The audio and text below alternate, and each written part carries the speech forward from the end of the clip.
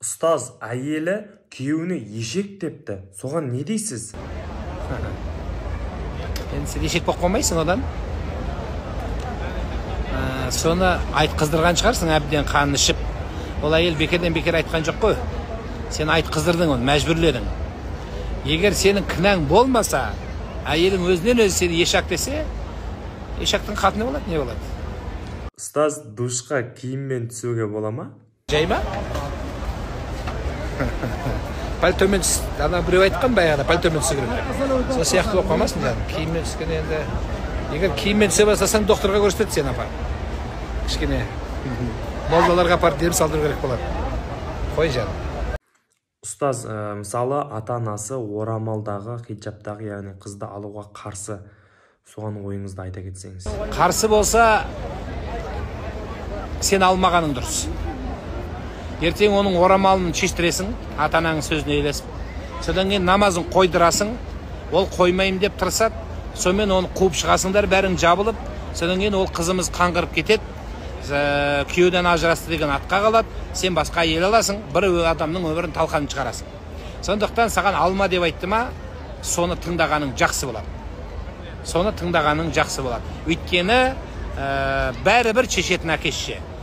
Шешім ала алатын жігіт сұрамайды, ол алады. Ал енді сен алма деп атыр дегеннен кейін уже алмағаның дұрыс. Ол қызды да түсіндіріп айту керексің. Ереже солай. Ұстаз, мысалы егіз ұлдарға қандай есімді қоюға кеңес бересіз? Мен қайтесіз, менің ат қойғанымда. Сіз ата-аналарыңызбен ақылдассаңыздаршы. Менен жақсы үйреткен білімді, тәлімді алыңыздар, мейірімділігімді алыңыздар, жанұяға сонсын. Ат қоюды күйеуіңізге айтсаңызшы. Күйеулер көрсін. Күйеулерінің өзінің бір абыройын көтерсеңіздерші. Не қыласыздар, мен кіммін? Мен ешкім емеспін сіздерге.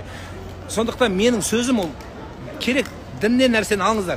Бірақ мен ат қоюға лайықты емеспін. Осыны түсіңіздер. Мүмкін шақырып құрметтесеңіздер, барып азан айтып берермін құлағына. Бірақ күйеуіңізді неге бағаламайсыз, айтыңызшы. Өткенде де бір әйел маған сонша қуып келіп артынан бала ат қойып беріңізші дейді. Күйеуің бар ма, сен бар дейді. Сен менен туған жоқсың, маған мен қоюым керек дедім. Күйеу қасында тұр. Ол күйеуді сен бассаң, ол қандай әке болады саған, айтшы. Қандай әке болады? Сондықтан сіз күйеудің қызығын ол өзін сезіну керек әке екенін. Қанша айтам, ол сезіну керек. Аталарға да айттық өткенде. Әке екен сезіну керек. Аталар белден баса бермесін деп айттым. Тура сол сияқты әйел кісілер, мен шешем деп өзіңіз белден басып, байда бір ұстаз, бір имам, мейлі кім болса болсын, президент болсын маған десе. Не қыласыздар соған жағымпазданып? Прокурор, министр, не қыласыздар жағымпазданып? Өттік қойын жағымпазданып заманда. Қойсаңызшы өзіңіз, күйеуіңіздің аты, күйеуіңізді шақырып тұрып, сен қой, сенен тудым мен, сенсің менің жарым, маған біреу демес, сен қымбатсың десең, баяғысын бас айналып құлап қалады ол күйеуің. Сезімдердің бәрі өшіп қалған сезімдері оянып кетеді. Наташаға оянайын деп жүрген сезімді саған оянады. Міне осы элементарный нәрселер. А сіз оны аласыз, жоқ, мен өзім шешем дейсіз. Ол жақсы емес.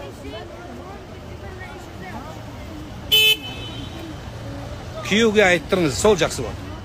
Сол таңдасын. Сіз сол айтқанда келсіңіз. Сол жақсы болады.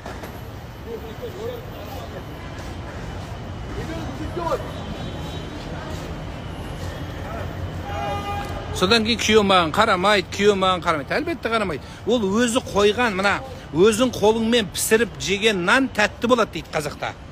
Білесіздер ғой, өзің қолыңмен пісіріп жеген нан тәтті болады. Тура сол сияқты, егер әке өз баласына өзі аты қойса, оның сол балаға мейірімдігі күшейеді. Балаға рақымдығы күшейеді. Мойнына жауапкершілік артады. Дәрежесі өседі. Саған деген махаббат артады. Сізге жәрдемші болады. Сол. А сен оны аласында, сен атаң қойсын, соңғы мен атам қойсын, бір-біріміз тек қана баланың өмірі ойыншық бір, екі кемпір шалдың ортасында. Дұрыс емес ол.